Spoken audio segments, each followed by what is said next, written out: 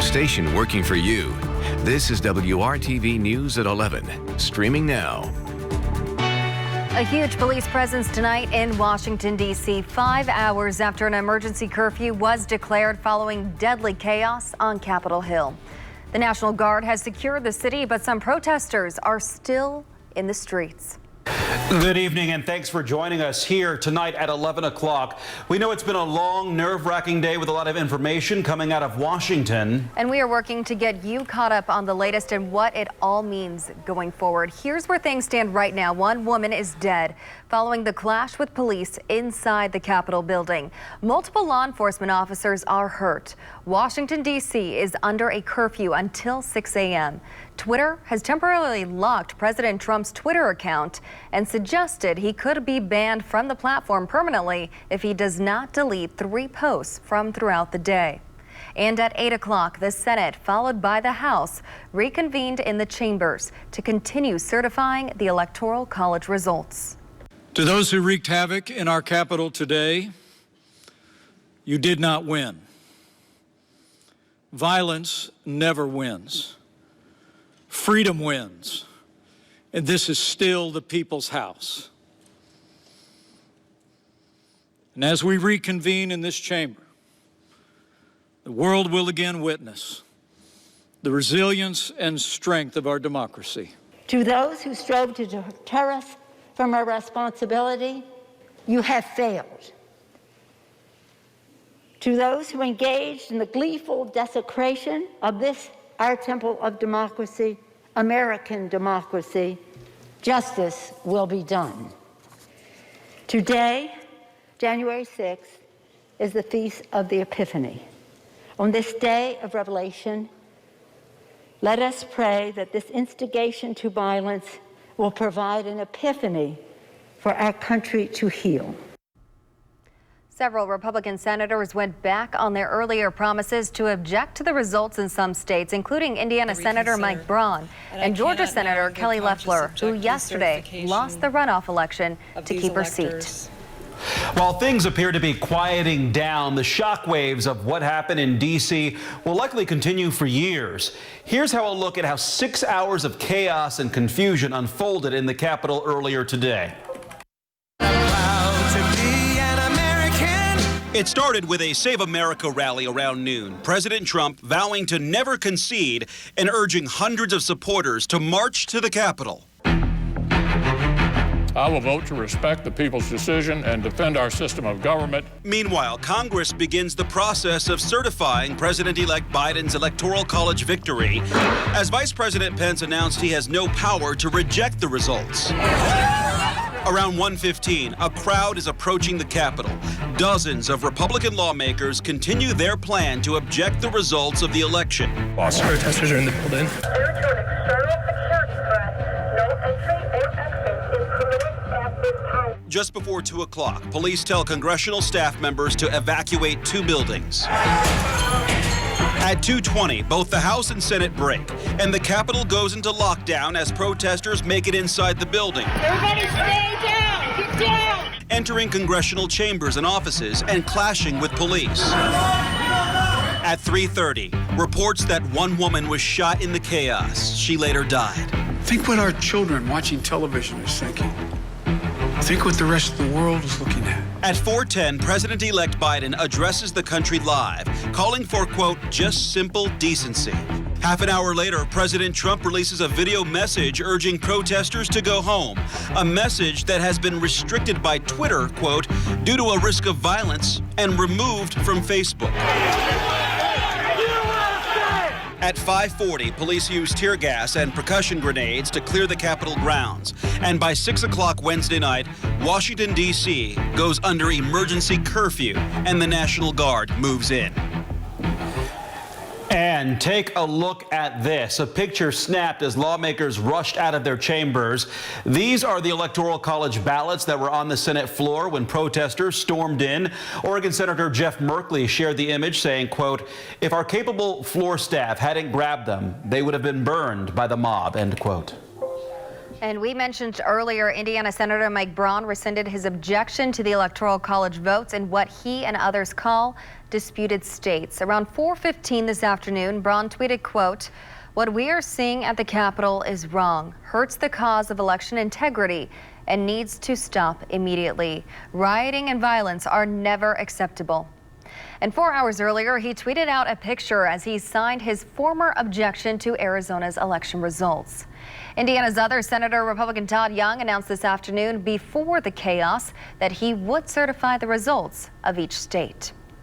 As protesters stormed the Capitol, Governor Holcomb was giving his weekly update on the coronavirus crisis in Indiana. This is what he had to say about the tension before seeing the reports and images coming out of the Capitol. We're going to get through it, but it's going to require folks to step up and show there's another way, and there's a productive way, and that we need to stick to those principles that made this country great and unique and exceptional in the first place.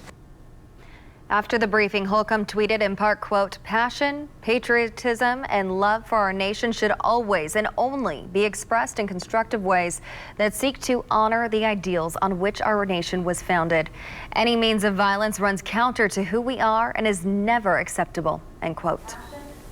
Many Americans trying to make sense of what happened today are looking to American history for answers, wondering if our country has ever seen something like this before. An IUPUI history professor tells WRTV we haven't, and adds this has been building up over the last several years. We've never had a sitting president who simply denied the validity of an election that he lost in a landslide. We have never had a president who for 4.5 years, has been laying the groundwork for this sort of circus of lies and falsehoods. And we've never, this is the thing to emphasize, had a sitting president incite a mob to attack the Capitol building. We also asked him about the push by some in Congress to draw up articles of impeachment, others suggesting the 25th Amendment be invoked. Both would remove Trump from office for what they say is his role in inciting violence that we saw today. In some ways, we've never had a president who so clearly shows us what this amendment is for. But that's part of the problem. It is so outside of our realm of understanding, of comprehension, that it's hard for us to imagine invoking it. And finally, the professor says it's important to make the distinction between what happened today and other protests that were focused on social issues. Civil rights, to the Vietnam War, to someone like Nixon or Reagan or, even Clinton. There was a point to them. There were sort of social ideas contained in them. The idea here is just to undermine the institution of government that allows things to function. And after what was already a long day, Congress is still in session tonight, working to certify the Electoral College votes. And we just received a breaking update from the Associated Press that 4 people total died during today's chaos. The woman who was shot and 3 others who suffered medical emergencies. You can always find the latest at WRTV.com, and you can also use the WRTV app. Still ahead on the news at 11, an important update from the state about who will be next in line for a COVID vaccine and how you can get one. And a closer look at the personal toll of the pandemic. A family shares the memories and the music of a father lost to COVID-19. We'll be right back. Fresh for everyone. From the station working for you, this is WRTV News at 11, streaming now.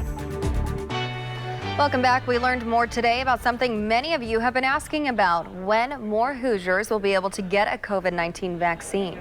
WRTV's Nikki Dementri breaks down the latest on Indiana's vaccine plan tonight.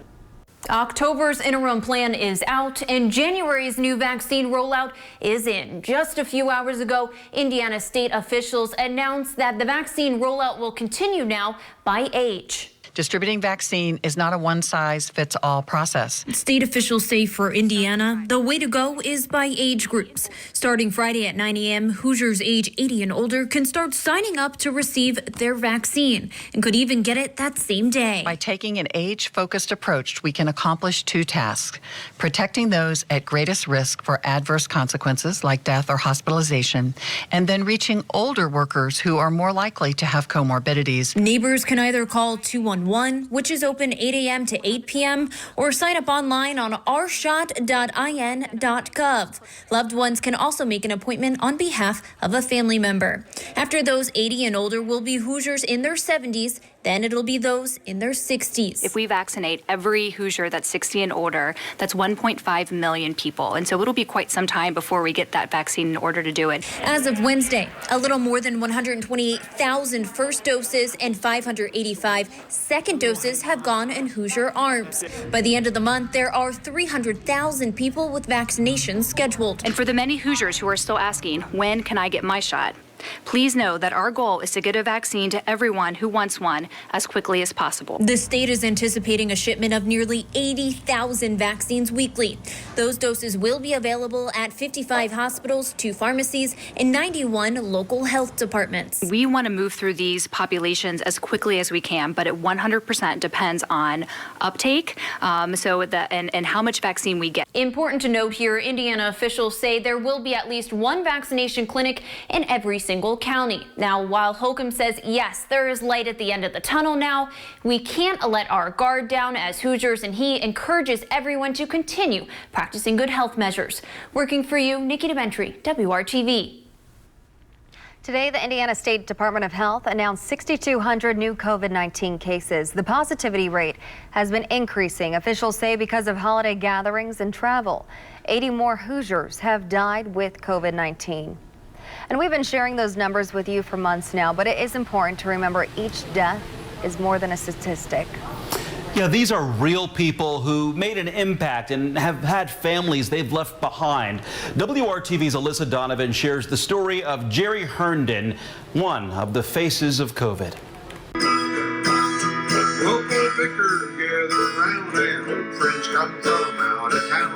Jerry Herndon loved to play bluegrass. He played the guitar. His daughter, Loretta Perry, never much liked the sound, but both he and her mom, they just loved it. And they would have little get-togethers, and people would come over in the garage and play. The melodies, something the couple shared for decades. Bernice and Jerry Herndon married young. My mom was 17. She was still in high school. And happily for 52 years. Her and Dad did everything together. Perry, one of their 3 daughters in a tight-knit and loving family. He just always had they weren't funny, actually, jokes, but he thought they were funny. And now, I just wish I could hear his jokes one more time. The father of 3 worked for Voorhees Racing. Back in September, he took a work trip to Tennessee. When he and his wife returned home to the town of Farmland, they both had contracted COVID-19. Bernice recovered, but Jerry was hospitalized. He was very healthy. He didn't have other health issues or anything. So that's why we were kind of shocked. For 23 days, one family member a day could come in and see Herndon as he fought the deadly disease. We'd wave at him through the window. He'd give us a thumbs up. And then the 74-year-old was told he needed a ventilator. I think he knew he wasn't going to come out of it. He had sent a couple of texts out, just telling everybody how much they loved him, and that was hard to read. Just days later, the family said goodbye. And even when they had taken him off life support, there was something in the back of my head, and I thought maybe he'll pull through. But that didn't happen. Jerry Herndon passed away from COVID-19 in October, leaving behind a family still hoping for a miracle. He left an impact on a lot of people. He really did. Perry says her dad will live on in the music he loved so much. And in the wonderful memories she plans to continue sharing about him and their family. I'm Alyssa Donovan, WRTV. Thousands of Hoosiers have died since the coronavirus pandemic began. We've lost parents, children, friends, neighbors. We know they're more than just numbers, and WRTV wants to keep the memories alive. We're asking for your help to put names and faces to the numbers. If you've lost someone close to you, connect with us. We want to share their story so that those taken from us are never forgotten. You can reach out to us at facesofcovid@WRTV.com. 11:18 on a cool and dry night. Cloudy as well. We've had lots of clouds, haven't we? But we don't have any rain or snow in the forecast. Thursday through Sunday, Thursday through the weekend, we're dry. Now, there's some moisture not too far away. You can see a big area of low pressure winding up and creating some rain, thunderstorms, southern Arkansas, all the way down to the Gulf Coast. Some snow in Iowa. I just show you this because watch what happens when we put this in motion. The storm track keeps the low moving basically to the east through Mississippi, Alabama, then into the Carolinas, then the mid-Atlantic as we get to Friday. We'll be on the very northern edge. It does keep clouds in the picture through the end of the work week. Then the weekend and some sunshine arrive at the same time. That's a pretty good combination. Temperatures, they'll stay in the 30s for the next week. There's no real break there. Nothing real cold, nothing mild. About typical for this time of year. The average high is 35 degrees. Here we go again during the day tomorrow. We did have a couple of breaks in the clouds late in the day today. Hopefully you saw a little burst of sunshine. Same may happen tomorrow, but basically another cloudy day. That wind, a little more noticeable, 10 to 15 miles per hour, maybe some 20 mile per hour gusts, all of that out of the northeast through the afternoon hours. Friday, we'll end the work week with our coolest temperatures. We'll struggle just to climb above the freezing mark. Most areas settle to about 33 or 34. Lots of clouds around. As I mentioned, these temperatures are coolest Friday, then we'll start to warm a little bit over the weekend.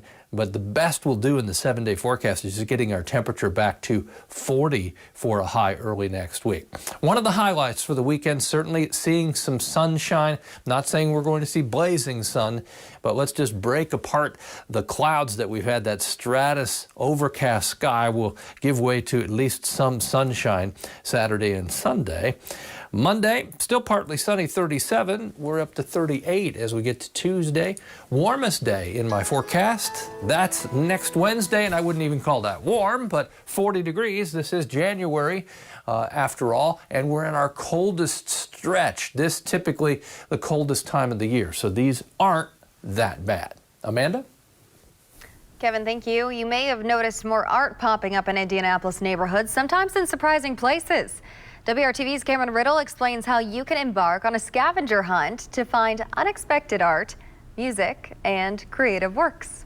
In the city of Indianapolis, art can be easily found downtown and in multiple arts districts, but now the Art and Seek program from Keep Indianapolis Beautiful is adding art to neighborhoods all across the city. The neighbors who actually live there are going to be driving past it every day, walking past it every day, stopping and interacting with it, even more so than tourists. Indy Art and Seek is a self-guided public art tour featuring more than 100 mini installations, performances, literary pieces, and individual artworks along urban streets, as well as 6 large-scale installations in green spaces throughout Indianapolis. Vocalist and storyteller Okara Imani is the artist behind an interactive sculpture located in Riverside Park, the same area where she was born and raised.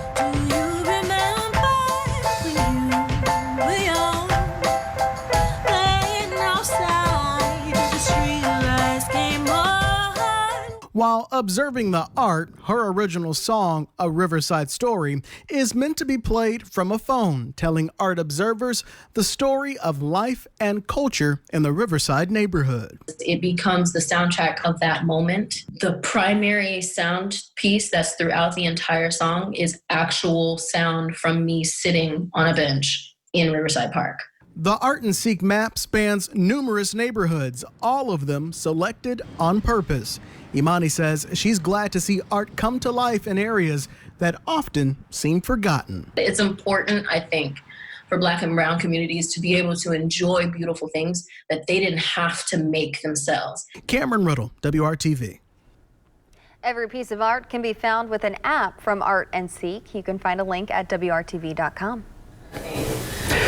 The Pacers needed overtime to win on Monday night, taking care of business in a proper 48 minutes this evening.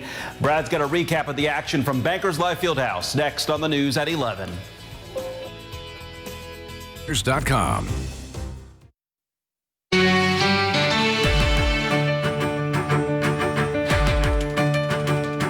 A game against the Rockets usually means big numbers on the scoreboard. The Pacers found themselves in a bit of that situation Wednesday night. Justin Holiday had some great minutes off the bench. Steal and a score, part of a 15-point first half. He finished the game with a season-best 20.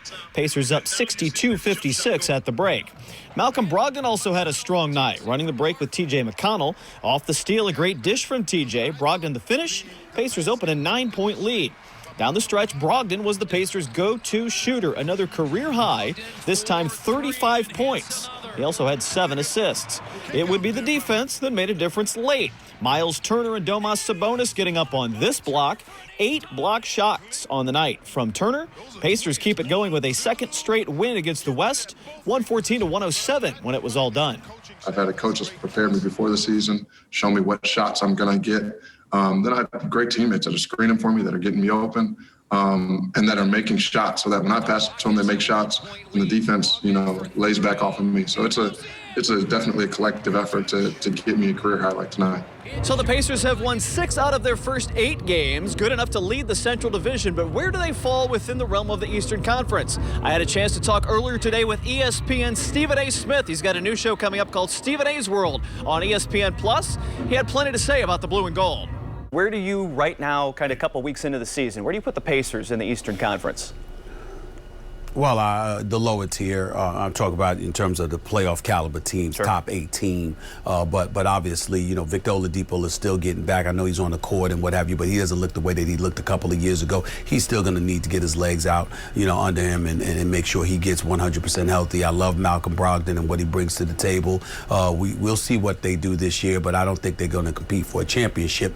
They'll compete for a playoff spot, then they'll go home. The bottom line is when you talk about the upper echelon teams in the Eastern Conference, Indiana is a tad bit below that stature. It's just that simple. So what's the one more piece that they need then to be in that conversation with those top teams? You need a superstar, and they don't have that. They've got really, really good players. They've got all-star caliber players. They don't have a superstar. And ultimately, in the end, you're going to run into superstar caliber players that are capable of closing the deal with you. When all else falls apart, they're going to be able to deliver the goods. I often tell people, if everything falls apart, who's that guy that you can just say, here's the basketball, take us there? How many teams have that? A lot of teams don't. Indiana's one of those teams who simply does not have that. Pacers host the Suns on Saturday. Butler got a big boost in the return of Aaron Thompson. He returned to the BU starting lineup after missing the last 5 games with an injury. Thompson scored 8, including a couple of key buckets late. Freshman Chuck Harris continued to impress for Butler. A season-high 18 points, also had 5 assists. Butler outscored Georgetown by 15 in the second half on their way to the 63-55 win. Butler is home again on Saturday when Connecticut comes to Hinkle Fieldhouse. Brad Brown, WRTV Sports.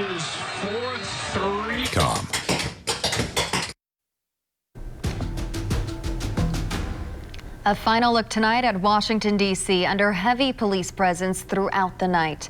An emergency curfew is set to end at 6 a.m. after protesters stormed the Capitol building. Congress reconvened tonight to continue certifying the results of the election. And we have learned 4 people died during the violence. A woman who was shot in the Capitol building and 3 people who experienced medical emergencies. We are still working to learn more details, and today marks 2 weeks until President-elect Biden's inauguration. Thank you for making WRTV your choice for news. Good Morning Indiana starts at 4:30 with the latest out of Washington. And you can always find more information at WRTV.com. Good night.